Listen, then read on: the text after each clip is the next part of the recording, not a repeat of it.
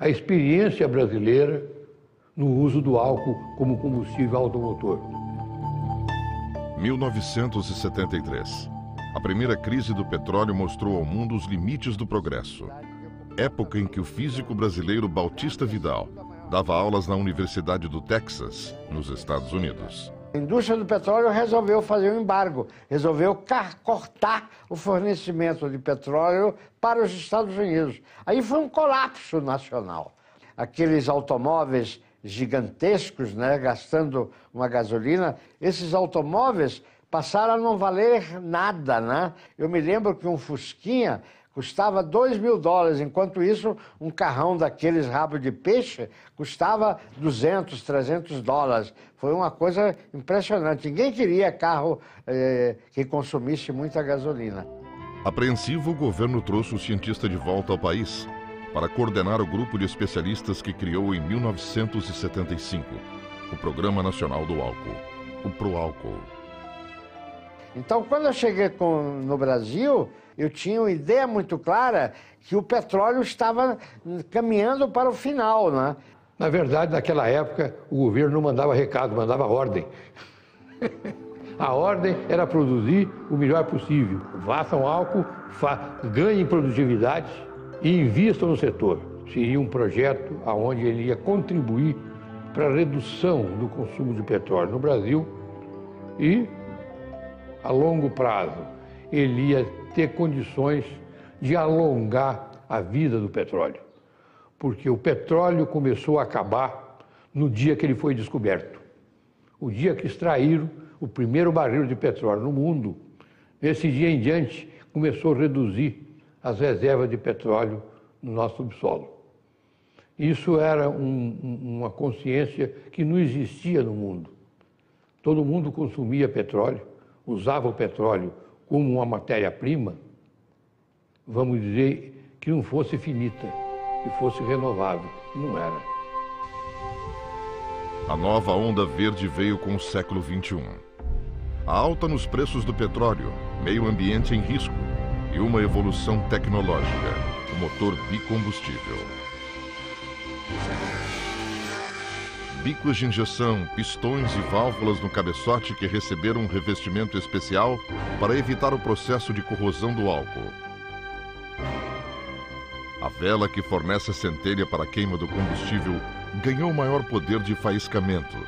Conclusão: o motor pega com facilidade.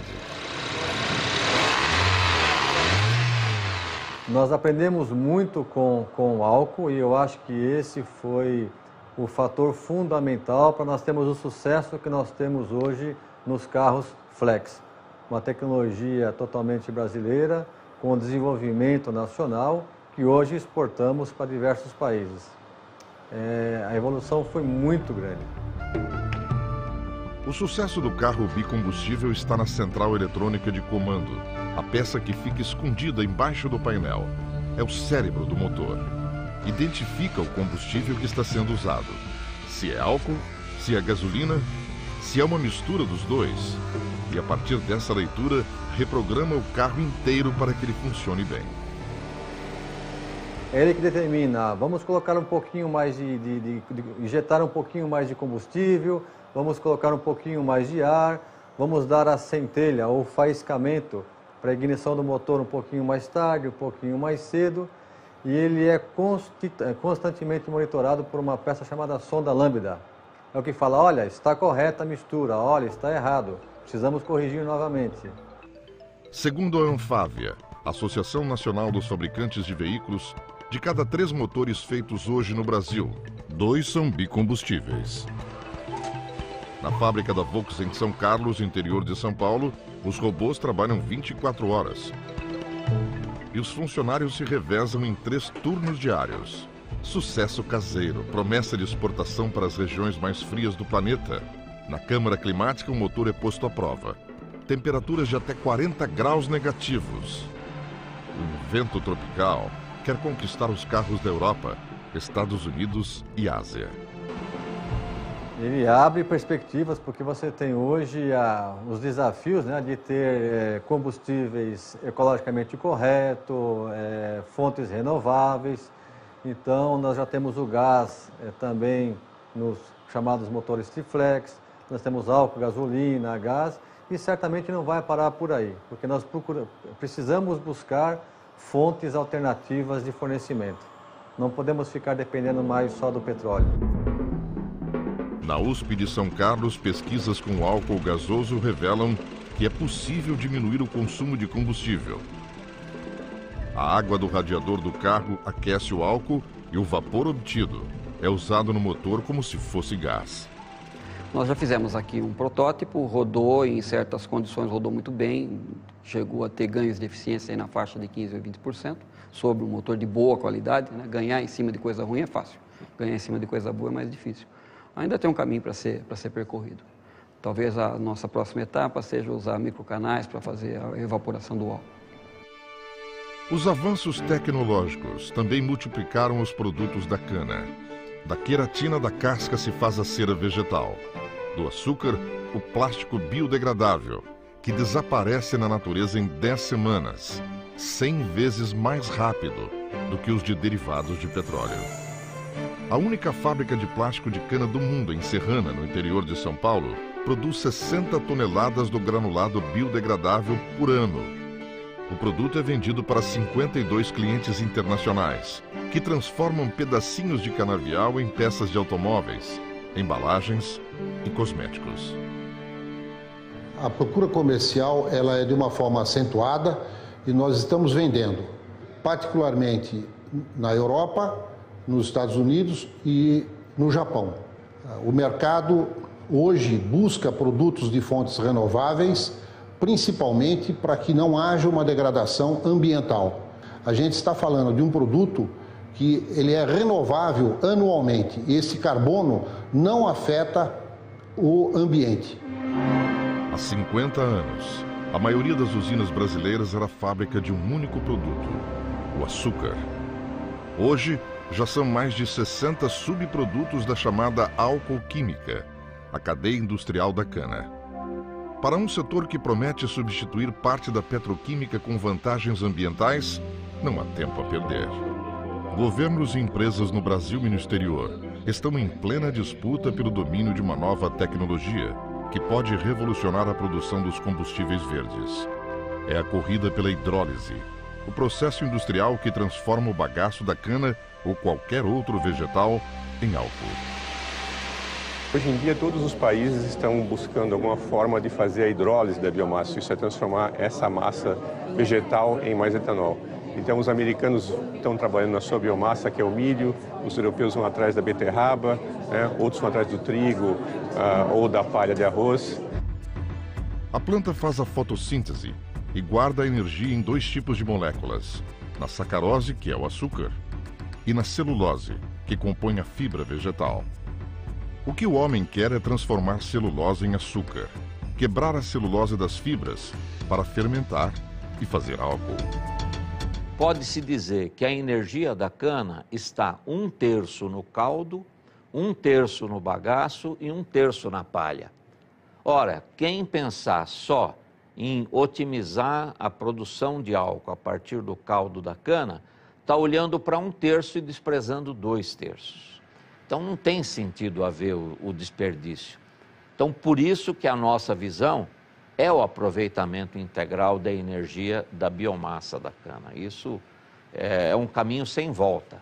A energia cada vez ficará mais cara também. É uma visão que se tem de médio e longo prazo, de tal forma que o aproveitamento de novas formas de energia vai cada vez estar mais ao alcance do consumidor, porque a cada patamar de elevação do preço daquela energia, uma nova energia alternativa se torna competitiva.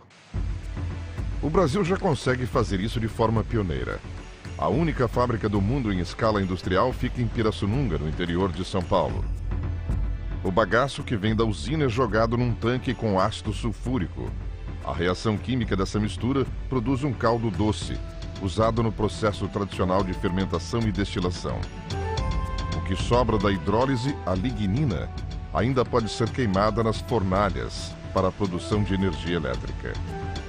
Importante, com a mesma caloria que o bagaço original.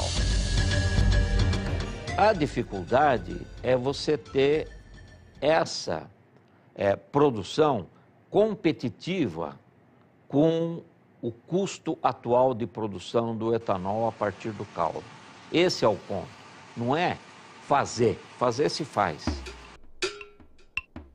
No interior de São Paulo, a ciência também busca plantas mais produtivas.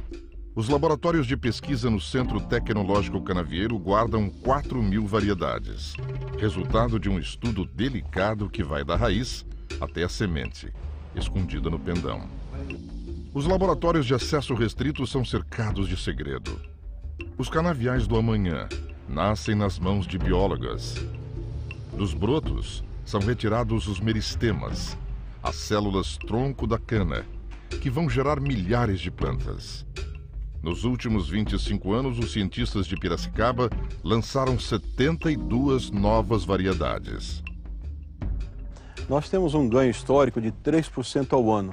Então, os programas de melhoramento no mundo todo conseguem produzir variedades 3% mais produtivas que a geração anterior. Isso significa que as nossas variedades hoje são 30% mais produtivas do que eram 10 anos atrás. E nos dá uma confirmação muito segura de que 10 anos à frente teremos variedades 30% mais produtivas que as que temos hoje. O estudo de 190 cientistas brasileiros fez do Departamento de Biologia Molecular da Universidade Estadual Paulista, a Unesp, em Jaboticabal, o maior banco genético de cana do mundo.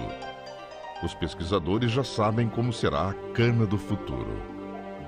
Vai ter que ter uma cana especial, chamada cana energia ou cana biomassa, ou seja, uma cana que produz o dobro ou mais por área, de tal maneira que, sem aumentar a área, a gente possa produzir de 2 a 4 vezes mais álcool por área plantada. Os canaviais, a tendência no futuro é crescer para cima, usar menos terra e usar terra com mais eficiência e usar água com mais eficiência, de tal maneira a que a gente não tenha que avançar sobre áreas de mata. A indústria de grão, por exemplo, que processa o grão para tirar o óleo e sobra aquela massa do grão, aquilo vai ser aproveitado na indústria através da hidrólise da biomassa para a produção de álcool.